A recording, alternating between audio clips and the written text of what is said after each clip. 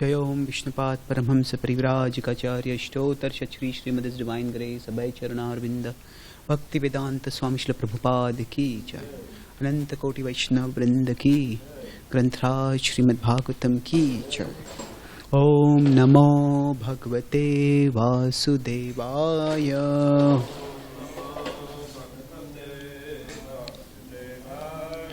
ओम नमो भगवते वासुदेवाय।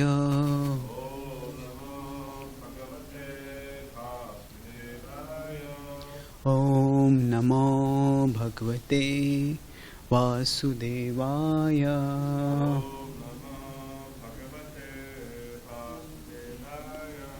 ग्रंथराज Shrimad Bhagavatam canto 4 chapter 19 text 38।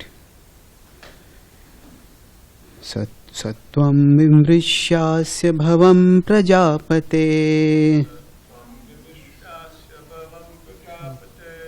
संकल्पनं विश्वसृजां पिपिप्रिहि।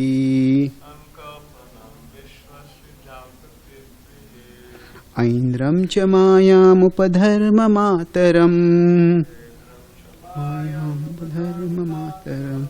प्रचंड पाखंड पथम प्रभो जहि। स्वत्वं विमृश्यास्य भवं प्रजापते संकल्पनं विश्वसृजां पिपिप्रुहि। ऐन्द्रिं च मायामुपधर्ममातरम् प्रचंड पाखंड पथम प्रभो जहि। स्वत्वं विमृश्यास्य भवं प्रजापते संकल्पनं विश्वसृजां पिपिप्रुहि।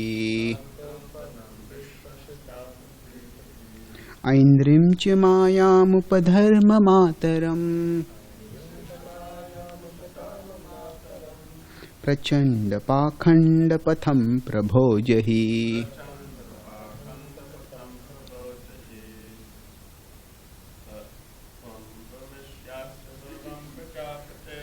सत्वं विमृश्यास्य भवं प्रजापते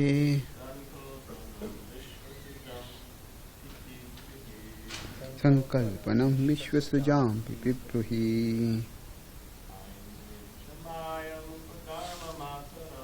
ऐन्द्रिं च मायामुपधर्ममातरम् प्रचंड पाखंड पथम प्रभो जहि।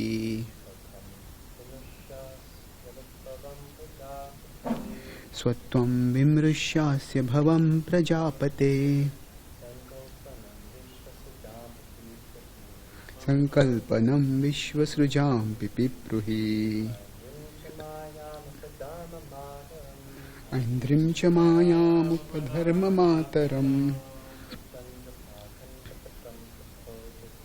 प्रचंड पाखंड पथम प्रभो जहि।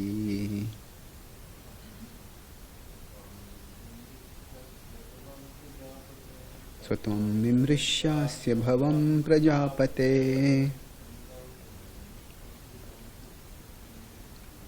संकल्पनं विश्वसृजां पिपिप्रुहि ऐन्द्रिं च मायामुपधर्ममातरम् प्रचण्डपाखण्डपथं प्रभोजहि वैष्णवीस् सह या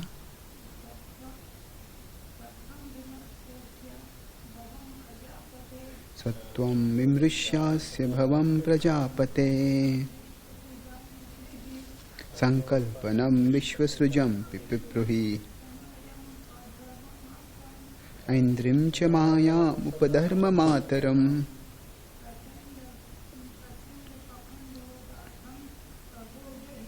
प्रचण्डपाखण्डपथं प्रपोजहि सह the aforesaid Tvam you vimrishya considering asya of the world bhavam existence prajapate O protector of the people sankalpanam the determination vishvasrujam of the progenitors of the world pipipruhi just fulfill aindrim created by the king of heaven cha also mayam illusion upadharma of the irreligious system of so-called sannyas Mataram, the mother, Prachanda, furious, dangerous, Pakhandapatham, the path of sinful activities, Prabhu, O Lord, Jahi, please conquer. Translation purport by His Divine Grace A.C. Bhaktivedanta Swami Srila Prabhupada. O protector of the people in general, please consider the purpose of your being incarnated by Lord Vishnu. The irreligious principles created by Indra are but mothers of so many unwanted religions. Please therefore stop these imitations immediately. Lord Brahma addresses King Prithu as Prajapati just to remind him of his great responsibility in maintaining the peace and prosperity of the citizens. Maharaj Prithu was empowered by the Supreme Personality of Godhead for this purpose only. It is the duty of the ideal king to see that people are properly executing religious principles. Lord Brahma especially requested King Prithu to conquer the pseudo-religious principles produced by King Indra. In other words, it is the duty of the state or king to put a stop to pseudo-religious systems produced by unscrupulous persons. Originally, a religious principle is one, given by the Supreme Personality of Godhead, and it comes through the channel of disciplic succession in two forms. Lord Brahma requested Prithu Maharaj to desist from his unnecessary competition with Indra, who was determined to stop Prithu Maharaj from completing 100 yajnas. Instead of creating adverse reactions, it was better for Maharaj Prithu to stop the yajnas in the interest of his original purpose as an incarnation. The purpose was to establish good government and set things in the right order. Om Jnanatimirandhasya Jnananjanishalakaya Chakshurunmilitam Yena Tasmai Shri Gurave Namaha Nama Om Vishnupadaya Krishna Prishthaya Bhutale Srimate Bhakti Vedanta Swami Iti Namine Namaste Saraswati Deve Gauravani Pracharine Nirvishesha Shunyavadi Paschatya Desha Tarine Vancha Kalpatarubhyascha Kripa Sindhubhya Evacha Patitanam Pavanebhyo Vaishnavebhyo Namo Namaha Jai Shri Krishna Chaitanya Prabhu Nityananda Shri Advaita Gadadhara Shri Vasadi Gaura Bhakta Vrinda Hare Krishna Krishna Krishna Hare Hare, Hare Rama Rama Rama Hare Hare.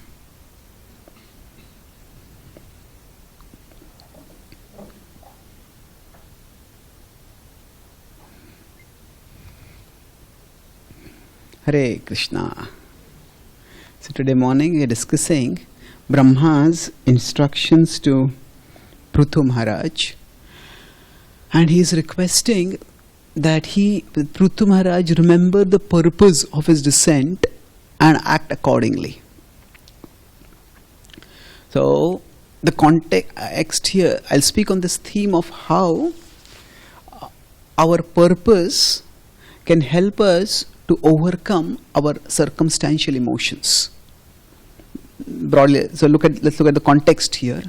What has happened is Prithu Maharaj is performing a yajna, and Indra has come in various guises to try to disrupt the yajna. And while trying to disrupt the yajna in this way, Indra, after Prithu tries to stop him, Indra starts taking various garbs to come and then disappear, and those garbs are what are later on taken on by others, and thus various upadharmas, various false systems of religion are going to be created. So Brahmaji is telling, stop this. Now if we consider from a very, you could say, legislative or judicial or argumentative perspective, we could say the troublemaker here is Indra, and Prithu is just doing his duty. He is a Kshatriya, and Kshatriyas are expected to perform yajnas, and he is a heroic Kshatriya, and if he has the capacity to perform 100 sacrifices, that's his glory and that's his privilege. He's not stealing from anyone to do that. So it's his privilege. He's doing simply his dharma, and if he's doing it in a glorious way, nobody should have any problem with it. So here he could say that very well, Indra is the troublemaker, and he could interpret this instruction to mean stop these all false forms of religious system from originating. He could say that this means that I should kill Indra, because Indra is the troublemaker. But that is not Brahmaji's intention. Brahmaji's intention is that you should stop doing these sacrifices, so that Indra will stop disrupting, and then all these other forms of religion will not come. So there might be something which is contextually right. That in this particular argument, I am right and you are wrong. And we might we might put all our energy in trying to prove this. And sometimes the other person just doesn't accept it. Some people are such that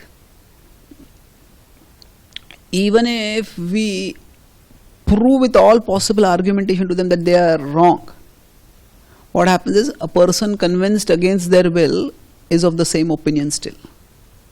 They just don't change. And here Brahmaji is telling, and eventually Vishnu will also come and appreciate Prithu, that don't be like two squabbling children. Be the adult in the room.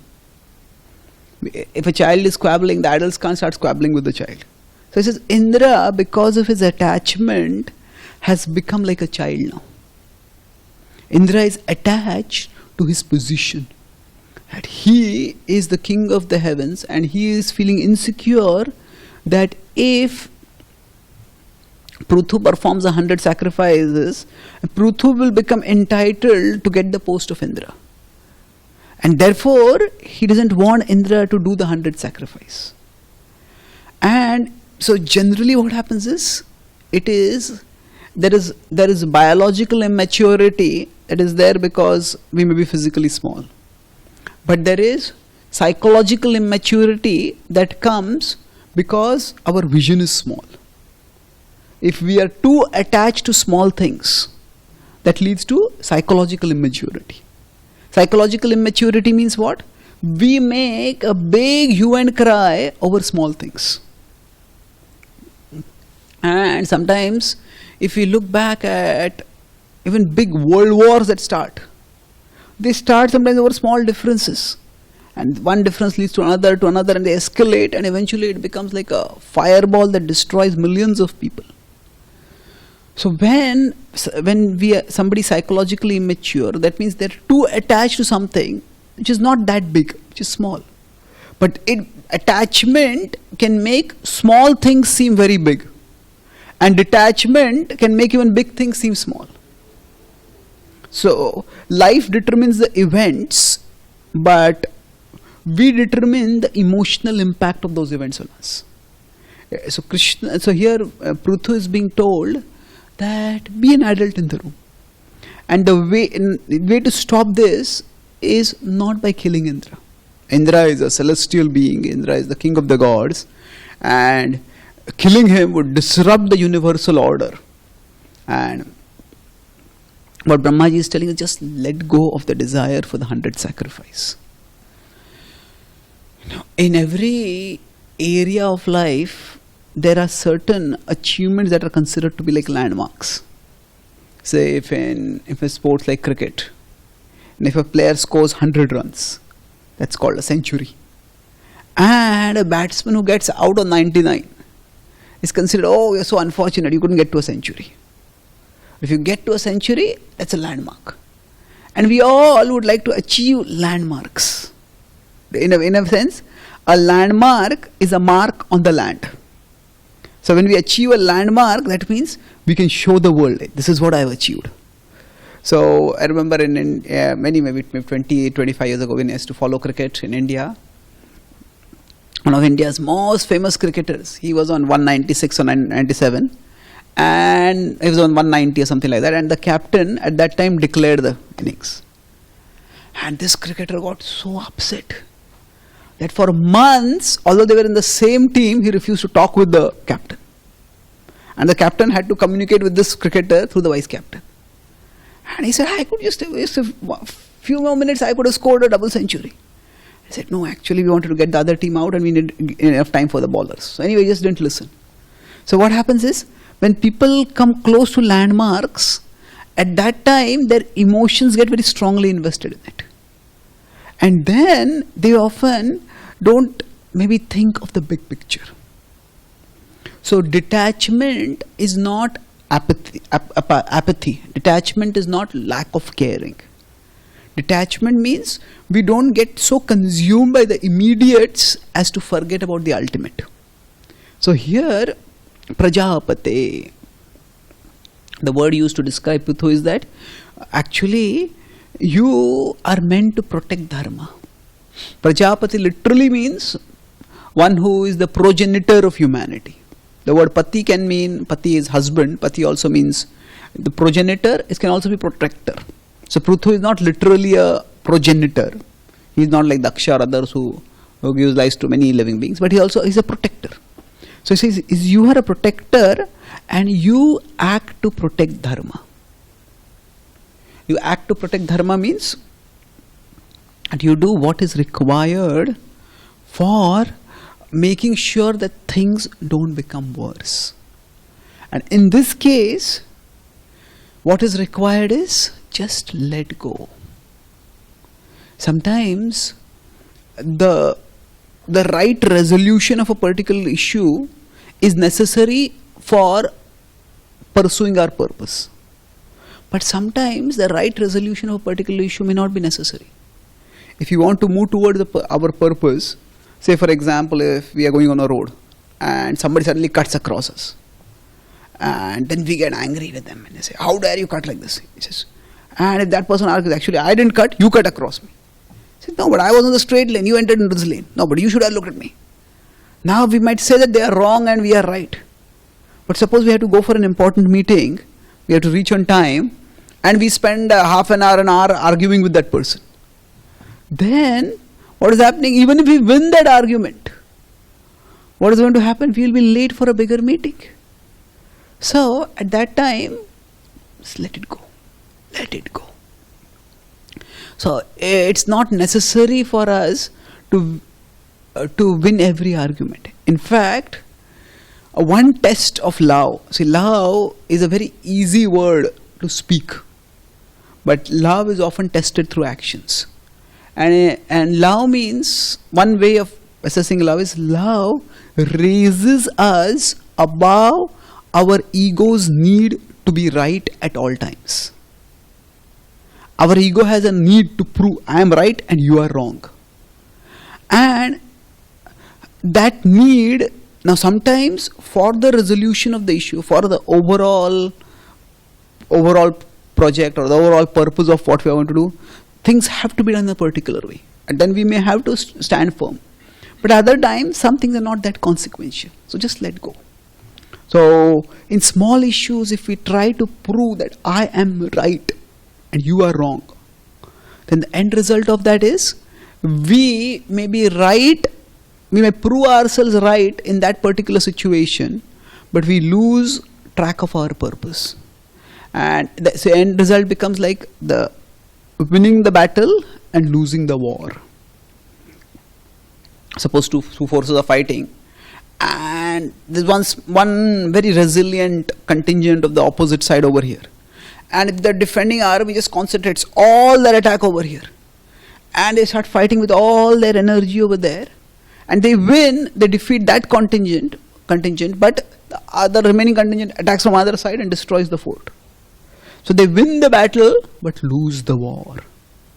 So for us, our mind often makes us trip and fall in this way. It trips us and it traps us. How? One way the mind can allure us, the forces of illusion can captivate us, is by direct temptations. It could be lust, it could be greed, it could be such desires. These directly drag us away from Krishna. And when temptations come in such a direct way, we understand, okay, this is something which I should not be doing. But so it's like we are supposed to be doing a duty and we get allured by pleasure and we go away. That's almost like a deserter or a betrayer. And most of us would not succumb to that gross a temptation. But another, if you consider war is going on, if a soldier is bribed and told to quit, just give up, that's outrageous. But another way the opponent can actually make the soldier ineffective is by getting the soldier caught in small battles while the big battle is lost. And this is what the forces of illusion often do. This is Kali Yuga, and Kali Yuga, it's called the age of Kalaha. Kalaha is quarrel. Quarrel means that how does Kali induce quarrels? In many different ways. But one way is by making us lose perspective of things. That small things, we make them very big. And sometimes people remember, 25 years ago when I did this, you spoke this to me. Well, 25 years ago. Come on, grow up now. Let go of the wounds. You say, no, but I'm hurt. Okay, you're hurt. But so many things may have hurt us too. This doesn't mean that if somebody is a routine abuser and they need to be let go scot-free. But the nature of the world is that somehow we all hurt each other. I'll do something which will hurt you. You will do something which will hurt me. That's how we all are. We are all struggling souls. We all have our conditionings. And the forces of illusion often catch us they capture us, they captivate us, they defeat us by making us fight small battles while we lose the big battle. So this is what we see quite often, that the important thing is not just to be right in that particular argument. It is to be right in pursuing our ultimate purpose. So we could say this is the right beyond the right. Circumstantially, I am right and you are wrong. And I can put all my energy to proving that. But then, are we moving in the right direction? Are we striving to fulfill our mission? We sing in the Mangalarti, Samsara Davan Lida Loka. the forest fire of material existence, and the spiritual master's mercy is meant to extinguish that forest fire. As I travel across the world, meet devotees in various parts of the world, I find that a large part of the energy of the devotee community goes not in extinguishing the forest fires of material existence, it is extinguishing the fires that devotees themselves have lit. No, we spend so much of our energy in trying to resolve our own conflicts. Now, at one level, conflicts are unavoidable because we are all individuals, and especially if somebody is going to practice Krishna consciousness, they have to go against the world. And it requires courage. It requires at one level a strong mind to go against the current of the world and to start practicing Krishna consciousness. And when such strong-minded individuals, they start practicing something, and within the practice of Krishna consciousness, they develop certain opinions. This is how things should be done. It is difficult for strong-minded individuals to actually let go of their opinions. There are attachments in different modes. In the mode of ignorance, the attachment is just to not taking any responsibility. Just be lazy, just be comfortable. People there are some people who make things, and there are other people who make excuses. And people in the mode of ignorance are expert in making excuses so that they don't have to do anything. That is their attachment. Now, people in the mode of passion, their attachment is to things. People in the mode of goodness, often their attachment is to opinions. It's subtle. The things are subtler. In goodness, I have to prove that I am right. And that's why it says, this is nasa vrushiryasya matam na bhinnam. That every sage will have one's own opinion. In fact, it is said about philosophers or even scientists, if there are 6 scientists in a room, there will be 7 opinions. And it all vehemently quarrel over those opinions. So what happens is that we all have our particular attachments. It could be with the differences could be with respect to practical things. Should this festival be conducted this way or that way? It could be over philosophical issues. Is this philosophical point like this or it is like this? I saw one picture which one devotee had made. It is like 2 Roman warriors. They are fighting against each other, and they are using axe-like objects. Both of them are hitting each other, and in the front of the axes, both the axes written Prabhupada said. So both of them are having quotes of Prabhupada. That say Prabhupada said this. No, Prabhupada said this, and you can fight over that. So what happens is that ultimately Prabhupada was a living and resourceful person. So Prabhupada spoke according to what was most effective for furthering Krishna consciousness in the situation he was in. And in a particular context, there are so many, if you look at Prabhupada's words, there are so many places where we might see apparent contradictions. The letter by Prabhupada, some brahmachari writes to Prabhupada, and apparently he has some problem with some desires. And Prabhupada said, it's my standing instruction to all my disciples that if they have any problem with controlling their desires, they should get married. And there's another letter where Prabhupada said, he says, you are troubled by desire? Everyone is troubled by desire. Even Brahmaji is troubled by desire. If you think that simply getting married is the solution for your desires, you are in illusion. Just tolerate it. Two opposite things. Now if we consider, probably there's a context. Maybe this devotee had been writing several times to Prabhupada, and Prabhupada felt, okay, you tried, it's not working, fine, move on. But in this case, Prabhupada, no, you tolerate it. So like that, Prabhupada gave so many, if you look at Prabhupada's books carefully, there are so many places where Prabhupada will give specific instructions. In the Bhagavad Gita itself, one place Prabhupada says, we should not worship any form other than Krishna. So it's not even the form of Vishnu. And yet Prabhupada in his own temples had the forms of Ram established. We have it in Washington, we have Ram in Juhu. So, what Prabhupada did and what Prabhupada spoke, are they different? No, Prabhupada in that particular purport in the Bhagavad Gita is actually manifesting the mood of the gopis in Vrindavan, where we know that famous pastime when in the Ras Leela when Krishna had disappeared, the gopis were frantically searching for Krishna. And then Krishna, just to have fun with the gopis, manifested a form as Vishnu. And in complexion, Vishnu and Krishna are somewhat alike. So the gopis were delighted, oh, Krishna is there. And they ran toward what they thought was Krishna. And then they saw his Vishnu. And they were disappointed. For the sages, the sight of Vishnu is the cause of the greatest celebration. For the gopis, it is the cause of heartbreaking disappointment to see Vishnu. And then they offered obeisances, and then they said, oh Vishnu, please can you tell me where is Krishna? Now their love was so intense that sometimes we put on a mask but we are not able to maintain that mask. So what happened? So Krishna chose not to speak. Krishna just pointed like this. And the gopis ran. And the last among the gopis who came was Radharani. And Radharani asked, oh Vishnu, have you seen Krishna?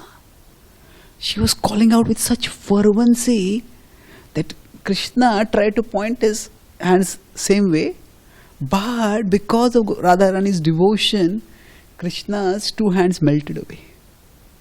And Radharani saw the beloved Lord of her heart in front of him. So Prabhupada is writing in that mood. The gopis do not want to worship even Krishna, even Vishnu. They want to worship only Krishna. Now, is that an absolute injunction for all temples for all times to come? Not necessarily.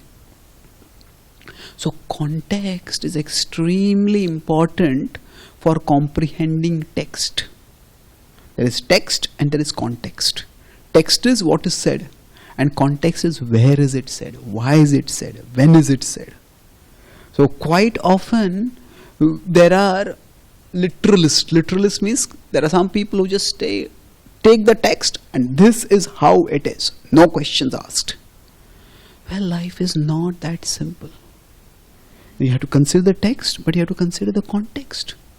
In what context is being this said? And what is the purpose being served by it?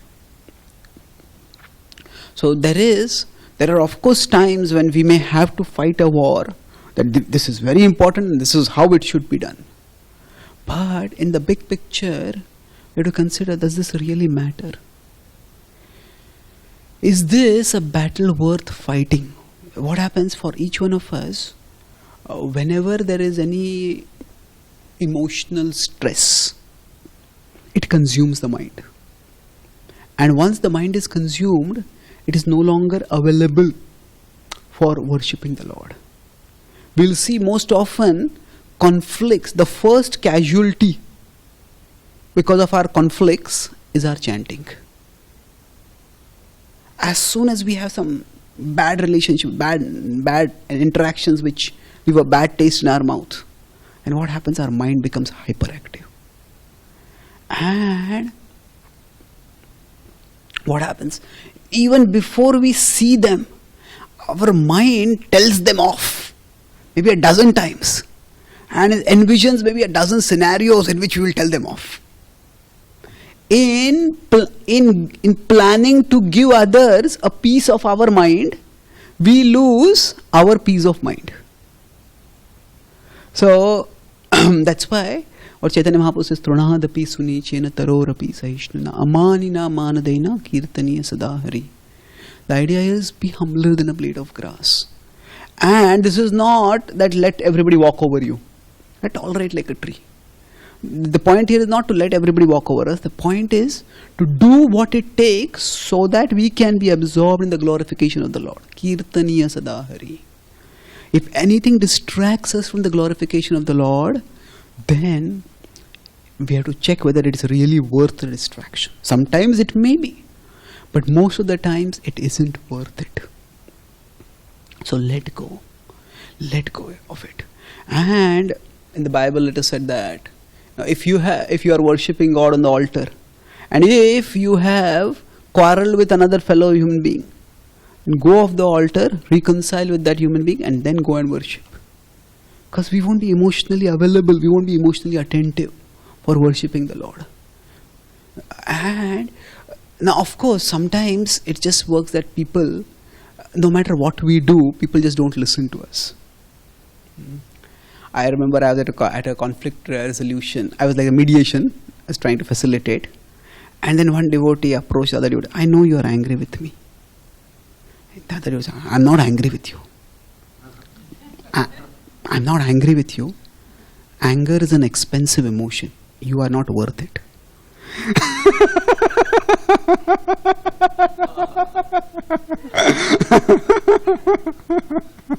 Now, when somebody has that kind of attitude, what can you do? It just, sometimes devotees become so bitter that, well, in some cases we may just have to live with it. But at least we can be honest before Krishna. Krishna, I tried. But if we hold on to the resentment, hold on to the grudges, it's said, one of the heaviest things to hold in life is a grudge. It is invisible and the burden is not immediately felt. But it is felt in terms of the emotional toll that it takes. It just drains us. So sometimes if the other person is just not reconciling, we may just have to live with it.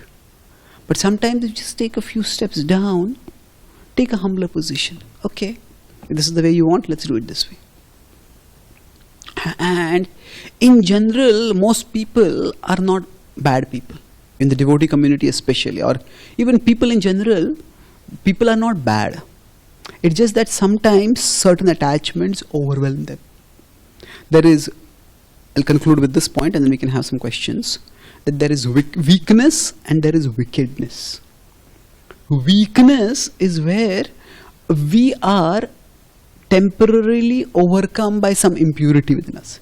It can be lust, it can be anger, it can be greed, it can be arrogance, it can be envy.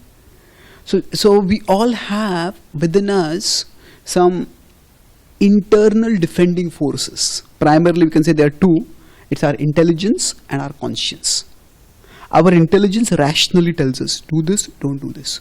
And our conscience, you could say, emotionally tells us. Emotionally means when we start doing something wrong, our conscience tells us, don't do this, don't do this. When we do something bad, our conscience makes us feel bad about it. And, then I don't want to feel like this again. So maybe I'll go and apologize. Maybe I will go and I'll at least make sure that I don't do this again. So these two are like our inner guards. Our intelligence and our conscience. Our buddhi and our vivek in Sanskrit. So now, when we have weakness, sometimes the force of the impurity is such that it overwhelms us. If we consider the lust, anger, greed or something like that within us, if they're normally at this level, it's a manageable. It's sometimes annoying, it's irritating, but it's at a tolerable level. But sometimes the graph just surges up. It's like there are electrical power pulses. So like that we may have lust pulses within us. When that happens, that at that time we might just do something wrong. Or similar, it might be anger pulses. It might be whatever. So at those times, we are overpowered. And it can happen to the best of us. But what are we doing during the remaining time? Are we devotedly practicing bhakti? Are we trying to purify ourselves? So if we are doing that in the remaining time, then that lapse is a evidence of weakness, not wickedness. Weakness means temporarily our intelligence and conscience are overpowered, but soon they come back into action. And then we feel bad, I shouldn't have done it. We apologize and then we strategize. Okay, how can I prevent this from happening again? We use our intelligence to strategize. But in the case of wickedness, it's very different. The conscience has been numbed and the intelligence has been subverted. Subverted means what? Krishna says in the Bhagavad Gita that Indriyani mano buddhir asyadhishthana muchyate etair vimohayattesha jnanamavritya dehinam. in 340 he says that desire is situated in the senses, the mind, and even the intelligence. What this means is sometimes some people do wrong and then they expertly cover up the wrong that they have done. And then in the case of that, their intelligence is not engaged to stop them from doing wrong. Their intelligence is engaged to stop them from being caught after doing wrong. Once a cop pulled over a person who was speeding. Asked the person, "Didn't you see the speed limit?" He said, "Yes, I saw the speed limit. I just didn't see you."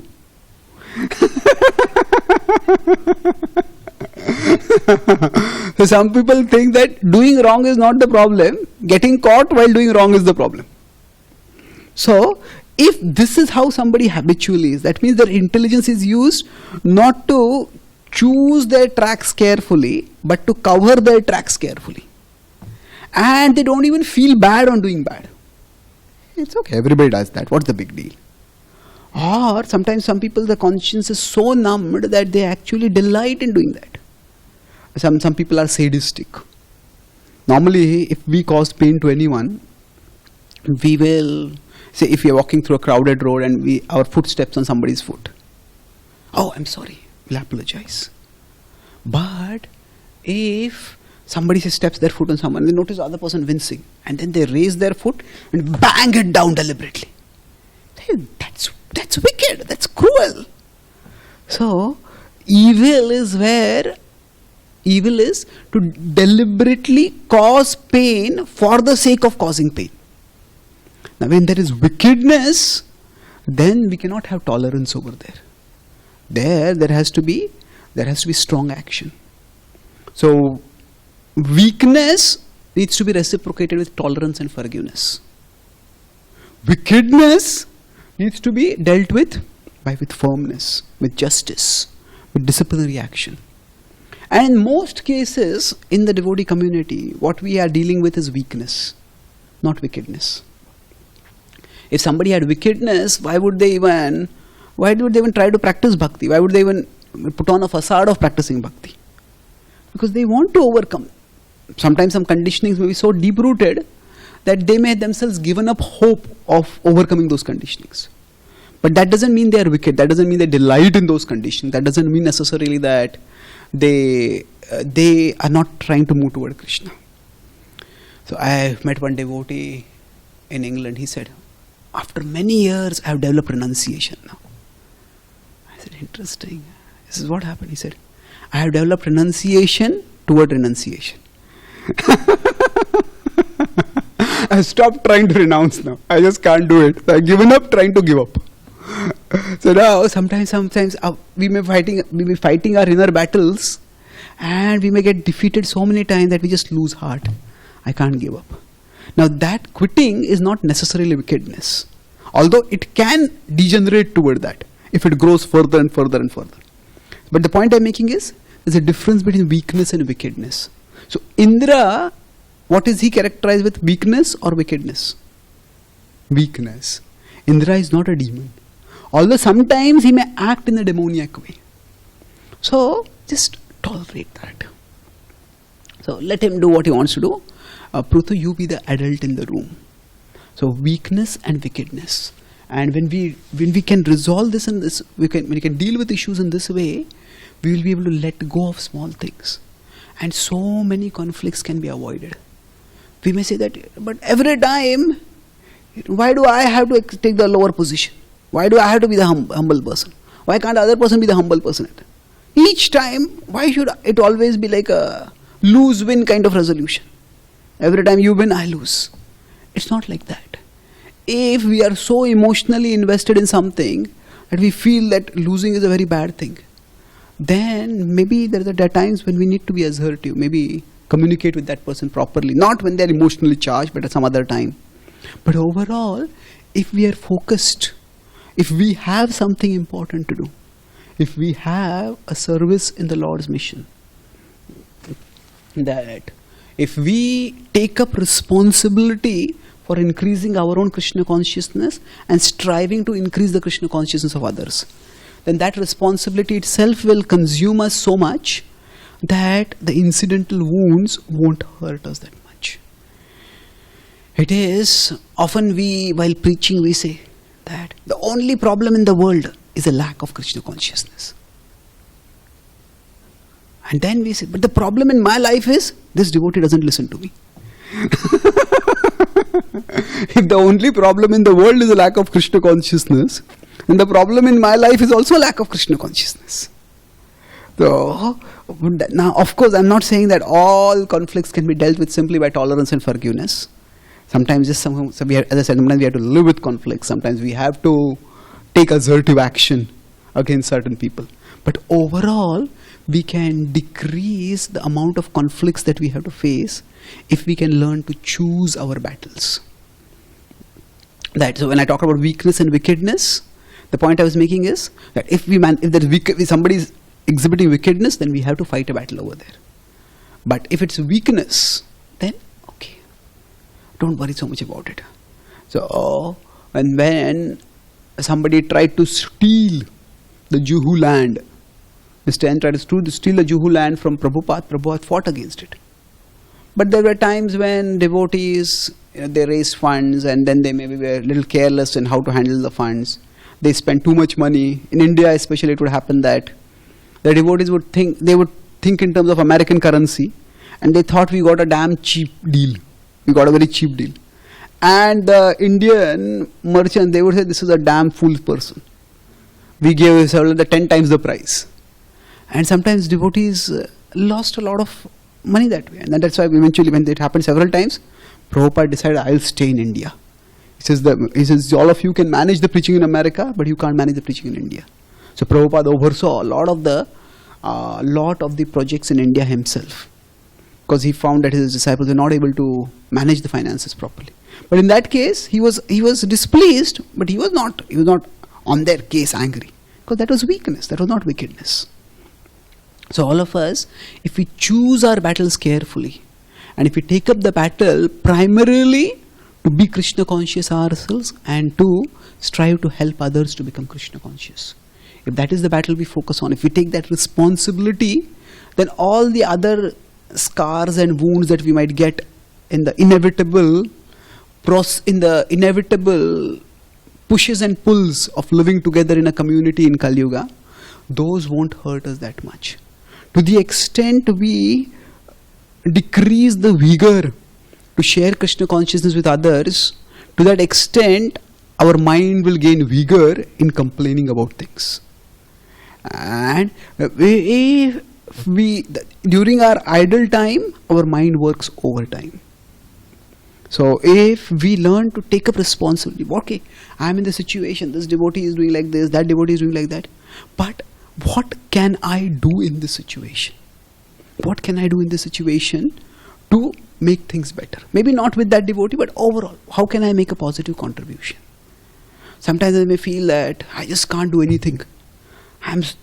People around me are troubling me so much, I can't do anything at all. Now if you feel like that, we can turn around and trick the mind. You can say, okay, if you can't make anything better, can you make anything worse? Well, who wants to make things worse? They are already terrible. He says, no, nobody wants to make things worse. But can we make things worse?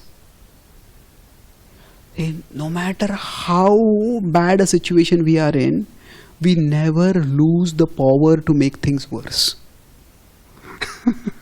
I might be fractured and bedridden, and I may say, I'm powerless, I can't do anything. But I can take a hammer and crack my other knee. And I can make things worse. So, if we have the power to make things worse, then we also have the power to make things better. So, in our situation, okay, what can I do right? Not what is right in this particular argument, but what can I do right? How can I pursue Prabhupada's mission? How can I share Krishna consciousness? Even small things I can do. And once we start doing that, that brings us positivity, that brings us purpose, that brings us higher pleasure. And then that helps us to see all the incidental conflicts in perspective. And if we can rise above conflicts the way Prithu Maharaj did, we will get in due course a reward similar to what Prithu Maharaj got. What was the reward? That for Prithu Maharaj, Vishnu himself came in a sacrifice and blessed him. Vishnu may not have come if Prithu had completed the 100 sacrifices.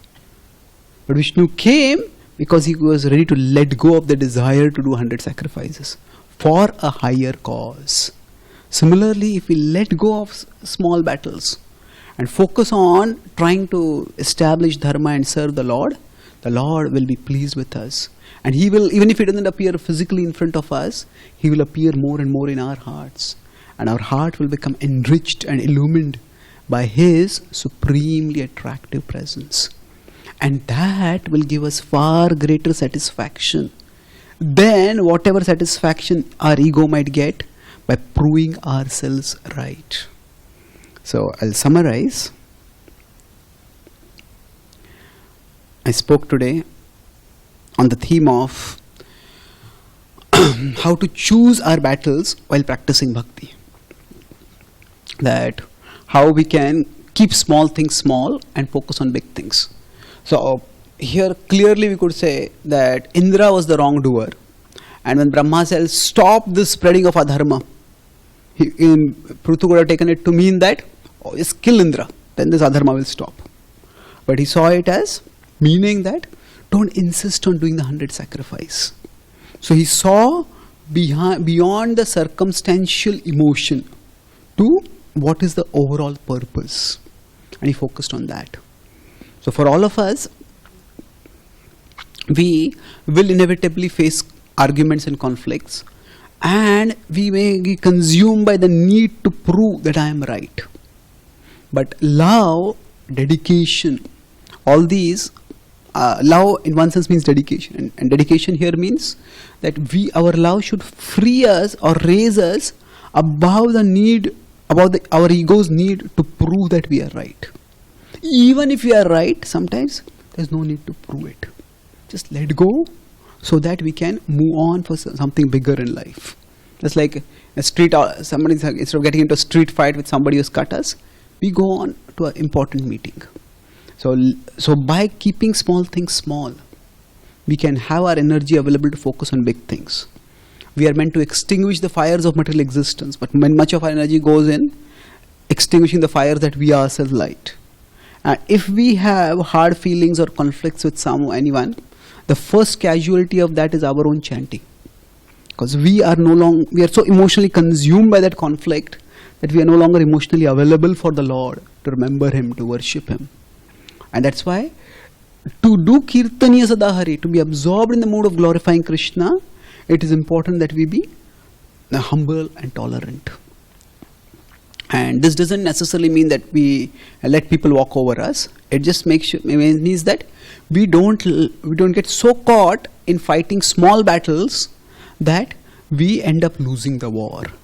The forces of illusion can delude us, can bribe us into giving up the fight, but they can also delude us by making us get into a small fight while the big war is being lost. And that small fight is trying to prove I am right. The big war is trying to raise ourselves to Krishna consciousness and raise others to Krishna consciousness. And while we tolerate and forgive, there are sometimes tolerate and let go. There are times when we have to take a stand. So if something is very important for us, it is the big battle that we are fighting, we may have to take a stand at that time. But at that time, those times are relatively few. When do we let go? We differentiate between weakness and wickedness. If somebody occasionally does something wrong because of their conditionings, but they don't have any ill intent, then don't hold it against them forever. Sometimes in trying to give others a piece of our mind, we end up losing our own peace of mind. Attachment makes small things seem very big and we lose perspective. Detachment helps us to see things the way they are and let go of them. And if there is wickedness, then definitely we have to take a strong stand. But in most cases when there is weakness, just let go. And the best way to let go of things is to catch hold of something bigger. So within Krishna consciousness, if we take up the responsibility of enhancing our own Krishna consciousness and doing things to enhance others' Krishna consciousness, then we will find that letting go will not be that painful. We won't nurse grudges and wounds for a long time. It'll just be forgotten in the fulfillment that comes when Krishna enriches our heart. Just as Pruthu was rewarded for his detachment by Vishnu appearing in his sacrificial assembly, so if we also let go of small things, then Krishna will appear in our hearts and enrich our hearts. And that satisfaction is far greater than any egoistic satisfaction of proving ourselves right. Thank you very much. Hare Krishna. Any questions or comments? Hare Krishna. Yes, Prabhu. Thank you for the very nice class. So, my question is regarding, so we're discussing emotion, circumstantial emotions, conditioning, and so if somebody has a certain deep-rooted conditioning, is it possible, and in this conditioning it may affect the way that they interact with people, it may affect them on an emotional level, things like that. So is it possible that we can just chant these problems away or chant this conditioning away, or should we sit and systematically analyze how we can overcome or plan how we can overcome certain things, or should we? Because I've heard that, just trying to chant them away can be kind of sweeping things under the rug. So, yeah, what's your opinion on that? Okay. So, if certain conditionings are troubling us and those around us, can we just chant those conditionings away? Or do we need to strive specifically to deal with them? It depends on what the conditioning is, how much it is affecting us, and how our chanting is affecting us. Chanting is affecting that conditioning. It is that sometimes we don't understand that Krishna consciousness is essentially the process of developing a relationship with Krishna. And a relationship is a complete thing. Relationship involves the whole person. We can't reduce the relationship with Krishna only to chanting. Chanting is a vital, extremely potent process for linking with Krishna. But the point is to link with Krishna, to have a personal relationship with Krishna. And if we identify ourselves as servants of Krishna who want to do service to Krishna, then we will use all possible resources available so that we can serve Krishna better. Let's start with something which is extremely physical. Let's say Arjuna, when he was fighting the Kurukshetra war, he was not thinking, let me chant and my enemies will be killed. He had practiced archery diligently throughout his life. And he fought tirelessly. So we could say at the level of physical things, he was dependent on the Lord. But he did not use that dependence as a means to avoid his responsibility of fighting. I will do my best to fight, and the results, I depend on the Lord for that. So with respect to physical things, we clearly understand that if I am hungry, I'll have to cook food. It is not that if I chant Hare Krishna, somebody will mystically provide me food. It might happen one day, but it has happened, but we cannot base an institution on that assumption. We cannot base our life on that assumption. We have to make arrangements. That's why the Varnashram Dharma, why are there different Varnas with different duties? Everybody could just chant Hare Krishna and everybody will be provided for. No, society has to be structured and people have to do their roles within social structure responsibly.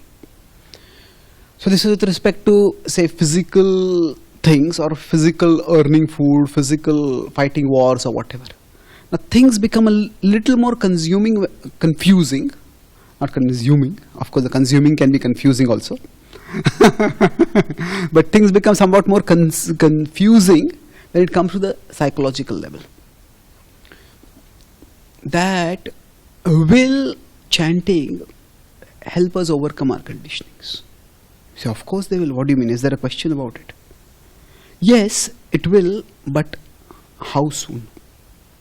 So, see, we all see that for us, maybe some conditionings, like some of us might be used to eat meat or maybe drink tea or coffee or whatever. And we just chanted for a few weeks or a few days and just gave it up. So some conditionings fall off so easily. And some conditionings just don't fall off. They are there for a long, long time. And if this is say indulgence and this is abstinence. For some people, from indulgence to abstinence is so easy. Just give it up. But for some people, in between there will be like a big mountain to climb. Because the impressions, those conditionings might be very, very big for them. So one person might just so easily give this up. Another is struggling and they may think, oh, am I advancing? No, you are in a different situation. You have to climb up this whole mountain to get here. So each one of us have different impressions within us. So some devotees might be short-tempered and they start practicing bhakti and they just become soft and gentle. And some devotees, they might be short-tempered, and even after practicing bhakti for 30 years, still they remain short-tempered.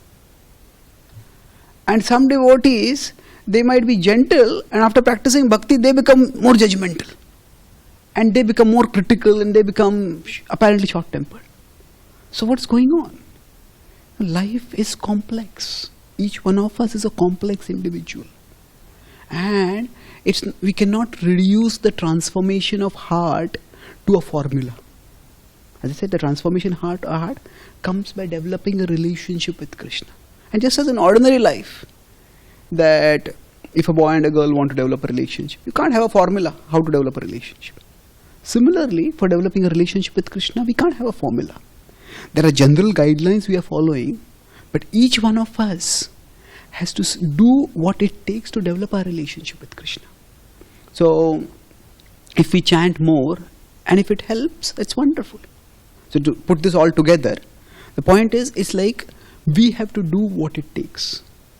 If chanting extra helps us, well and good.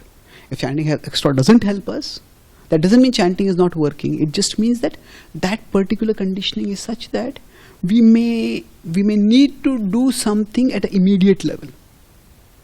Remembering Krishna and loving Krishna is the ultimate solution to all problems. Now, whether it is the immediate solution to all problems, that will have to depend. If I fall and I get a fracture, chanting Hare Krishna, is it going to remove that fracture? Well, you can say Krishna can do anything, but that's not the way normally Krishna works.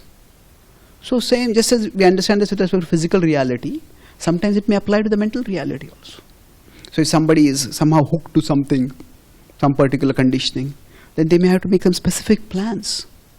That, okay, that in this particular situation, I am vulnerable, so let me keep a distance from the situation.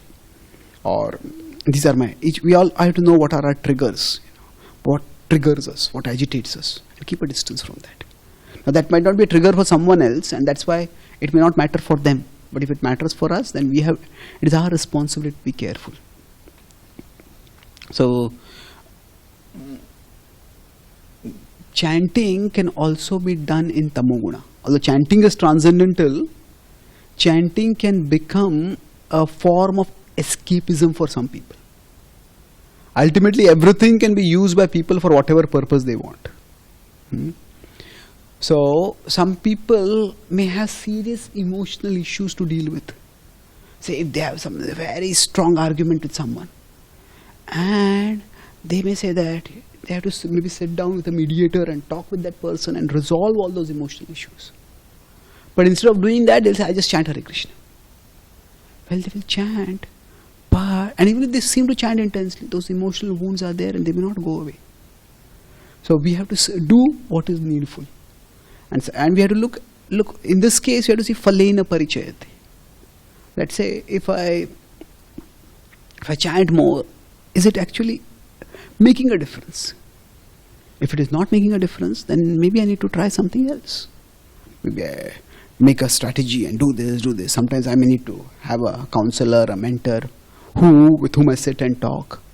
So it's a war, and you cannot say that I am going to fight.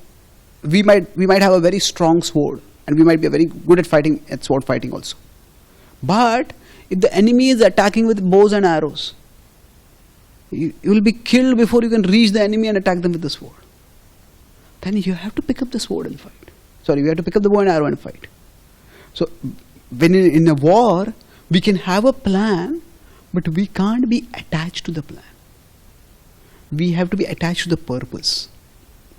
The purpose is we have to win the war. So sometimes the plan helps in fulfilling the purpose. Sometimes the plan comes in the way of fulfilling the purpose. So our purpose ultimately is to love Krishna and to become better instruments for Krishna so that he can share love of Krishna in the world with us. So sometimes the weapon of chanting will help us. Sometimes we may need other weapons. And that's why bhakti is an inclusive process. It is not an exclusive process. Bhakti includes the analytical faculty. Bhakti includes, Jiva Goswami does so much analysis in the Sandarbhas. Bhakti includes the practical facility. The Pandavas would practice. They would practice archery. Arjuna was known as a Gudakesha because he would all day learn archery and all night practice archery. So we need to have an inclusive vision of bhakti, and when we do other things, we shouldn't see that I am giving up bhakti and doing other things. That these are also included in the purpose of bhakti. So if Arjuna shooting arrows can be included in bhakti, then our making some strategies, taking some guidance from people who are expert at that, then it may be necessary. And if we do it, there's nothing wrong in that. It is what is necessary for us to serve Krishna. Does that answer your question? Okay, thank you. So, okay, yes, Mataji. Or the things a devotee is supposed to do, do all of them have to come under one of the 9 processes of hearing about Krishna, or okay, all the things we do have to come in the 9 limbs of bhakti? Yes, but these 9 limbs of bhakti can also be seen either in a stereotyped way or as a dynamic way. So we may say worshipping the Lord. That's one thing. But not that's the limb, archanam or vandanam you want to say. Vandanam is offering praise, archanam is worshipping the Lord. So we could say that to worship the Lord, we need to have a deity of the Lord. Maybe to have a deity of the Lord, we need a temple of the Lord. To have a temple of the Lord, we have to build a temple. So now, is fundraising for a temple also archanam? Well, yes and no. Yes, in the sense that, yes, in an extended sense, it is also meant for the worship of the Lord. But no, in the sense that you have to see what is the consciousness. If somebody is becoming constantly money-minded, as soon as you see a new person, the first thought is, this person is wearing an expensive dress. Maybe he can give me a lot of donations. And then we are very nice and polite with that person. And somebody who wears simple clothes, he will not give much, just neglect him. If we become that calculative, then that kind of fundraising it may not be devotional. So we don't have to have a narrow, stereotyped vision of the 9 limbs of bhakti. So almost everything that we can do, like Prabhupada, before Prabhupada, nobody used the word Sankirtan for book distribution. I am going out on Sankirtan. Sankirtan was literally Harinam Sankirtan. But now when we have a Sankirtan stall, well, what is a Sankirtan stall? Is it a stall where you do Sankirtan? No, with the bookstore where we distribute, we call it a Sankirtan stall. So these words are elastic. They are not unlimitedly elastic. Somebody cannot say, I'm going to watch a movie and I'm doing Sankirtan. Well, that's not going to work, isn't it? So they're elastic, but not endlessly elastic. So if we are doing something in a mood of service to the Lord, then it is included within the limb of it. It can be included in the limbs of bhakti. And I give the example of Sankirtan. The term, the ambit, the semantic ambit of that term was extended by Prabhupada beyond what was done by the previous acharyas. So we have to see whether we feel connected with Krishna by doing that. I was talking recently with a prominent disciple of Srila Prabhupada, or a prominent scientific preacher, disciple of Srila Prabhupada. And he was telling me that when I read books on science and spirituality, so I'm not associating with those authors. I'm associating with Srila Prabhupada, who wanted scientific preaching to be done. Then I was thinking, I'm also interested in science and spirituality. But when I read that kind of books, I don't feel that connection with Prabhupada. That I read those books because I need them for my outreach. I read those books because they give me some intellectual nourishment. But I differentiate. This is not giving me devotional nourishment. For somebody else it might be. So here we'll have to see Falena Parichayate. What is the result? Somebody might do fundraising and they might feel devotionally elated. Oh, I'm going to build a wonderful temple for the Lord. Somebody else might be doing fundraising and they just become so money conscious. Then okay, that's the service, do it. But then do some other things also which will devotionally nourish us. Does that answer the question? So thank you very much for your attention and participation. And it's wonderful. I'm grateful to have the opportunity to come here and associate with all of you at the Lotus Feet of Shri Radha Giridhari. Please forgive me if I committed any offenses during the last 2 days. And I seek your good wishes so that I can continue to serve Srila Prabhupada. Please accept my humble obeisances. Vancha kalpatarubhyascha kripa sindhubhyaiva cha patitanam pavanebhyo vaishnavebhyo namo namaha. Kantra srimadbhagavatam ki, Srila Prabhupada ki, Gaur Bhakta Vrinda ki, Jai Gaur Premanande.